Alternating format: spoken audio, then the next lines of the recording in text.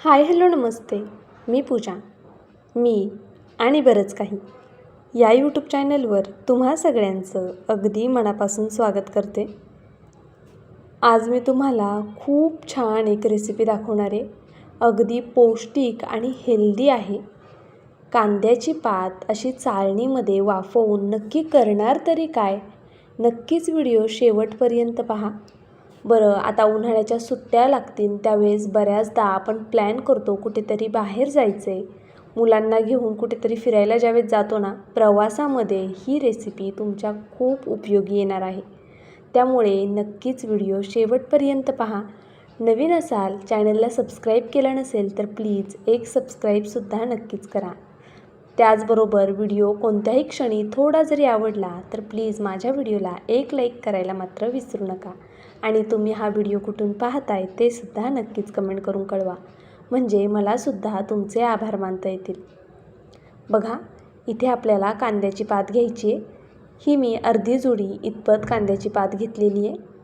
आता मी हा प्रवासासाठी नाही करते ना पदार्थ, हा खरं तर मी घरी खाण्यासाठी करते आहे आणि 2 जणांसाठी करते आहे. प्रमाण तुम्हाला यासाठी सांगते आहे की तुम्हाला जर जास्त क्वांटिटीत करायचं असेल तर तुम्ही अख्खी जुडी घ्याल, किंवा 2-3 जणांसाठी करायचं असेल तर अशी अर्धी जुडी घेतली तरी चालेल.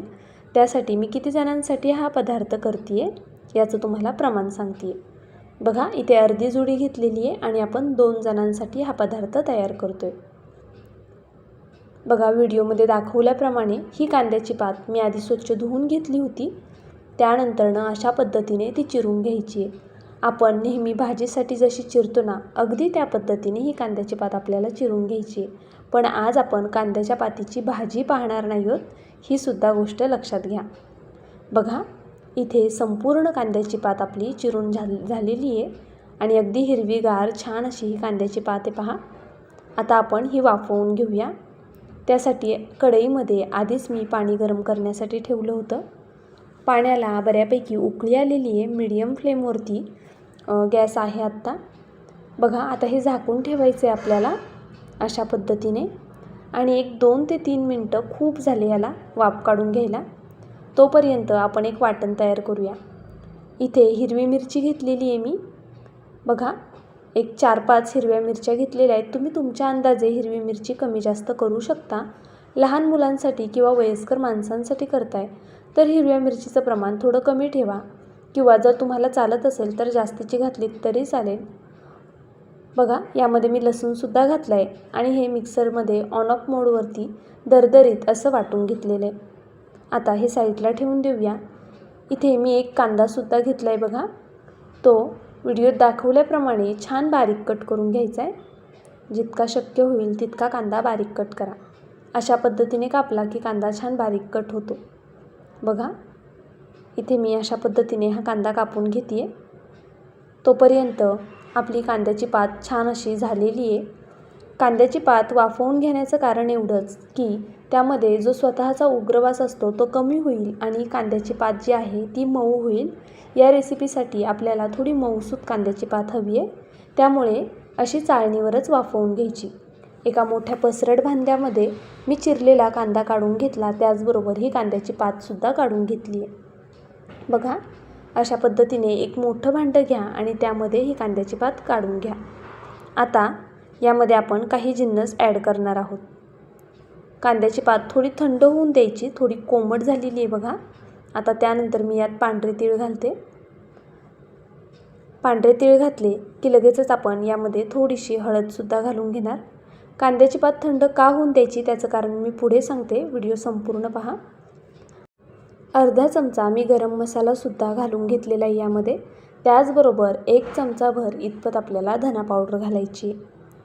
त्यानंतरनं जो आपण दरदरीत वाटून घेतलेला ठेचा होता तो यामध्ये घालून घेऊया. मिरची आणि लसणाचा ठेचासुद्धा मी यामध्ये घालून घेतला आहे अशा पद्धतीने. आता हे स्पूनच्या साहाय्याने असं मिक्स करून घेते आहे.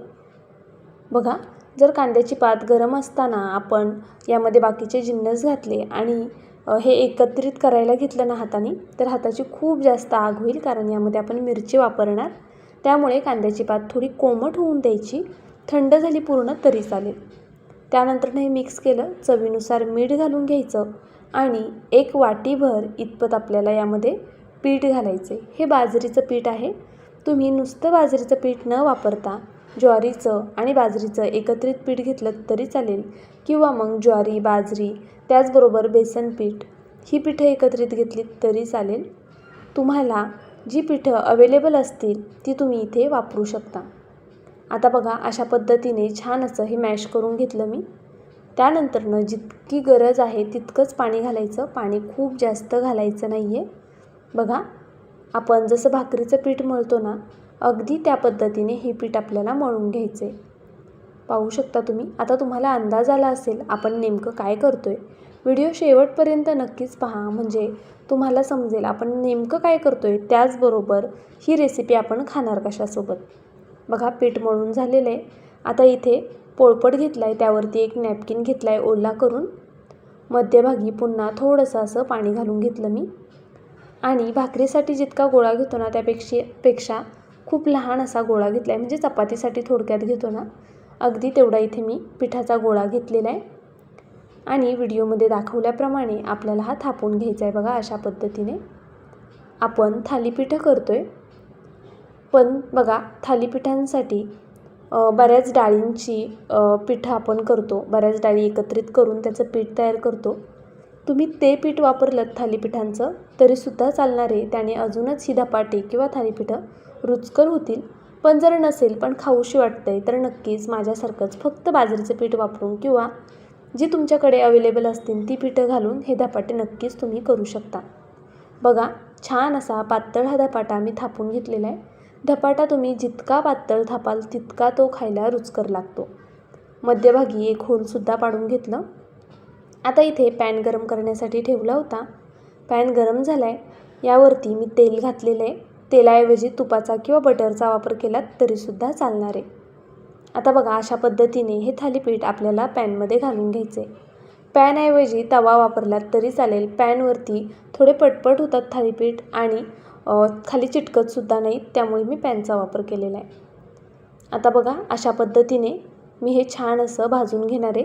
सुरुवातीला वरतून थोडं तेल घालून घेतले आणि एक अर्धा मिनटं एका साईडने धपाटा होऊन द्यायचा आहे. तोपर्यंत आपण लगेचच हा दुसरासुद्धा धपाटा थापून घेऊया. धपाटे करायला तसा फारसा वेळ लागत नाही, भाजायलाच थोडासा वेळ लागतो, कारण बाजरीचं पीठ आहे त्यामुळे थोडा शिजायला वेळ लागणार. बघा, खालची साईड होती आहे तोपर्यंत इथे आपण दुसरा धपाटा थापून तयार ठेवूया. धपाटा थापून झाल्यानंतरनं हात लगेच धुवून घ्यायचा. ही तुमच्यासाठी महत्त्वाची टीप आहे असं समजा, कारण धपाटे भाजायला वेळ लागतो. त्यामुळे जर तुम्ही तसाच हात ठेवलात तर नंतर मिरचीची आग खूप होऊ शकते. त्यामुळे प्रत्येक धपाटा झाल्यावरती शक्य असेल तर हात नक्कीच धुवा. बघा, इथे मी हा एक धपाटा थापून घेतला. आता बघा, तोपर्यंत आपली ही खालची बाजू छान भाजली गेलेली आहे. पलटी करून घेऊया. पाहू शकता किती मस्त आणि खरपूस भाजली की नाही ही बाजूसुद्धा. दोन्ही साईडनी असा छान खरपूस हा धपाटा भाजून घ्यायचा आहे. धपाटा म्हणा किंवा थालीपीठ म्हणा, पण या थालीपीठाला भाजायला एका थालीपीठाला भाजायला आपल्याला कमीत कमी 2 ते 2.5 मिनटं तरी लागू शकतात. धपाटा छान खरपूस भाजून घ्यायचा आहे. धपाटा भाजताना सगळ्यात महत्त्वाची गोष्ट, गॅसची फ्लेम मीडियम ठेवायची. पॅन पातळ आहे.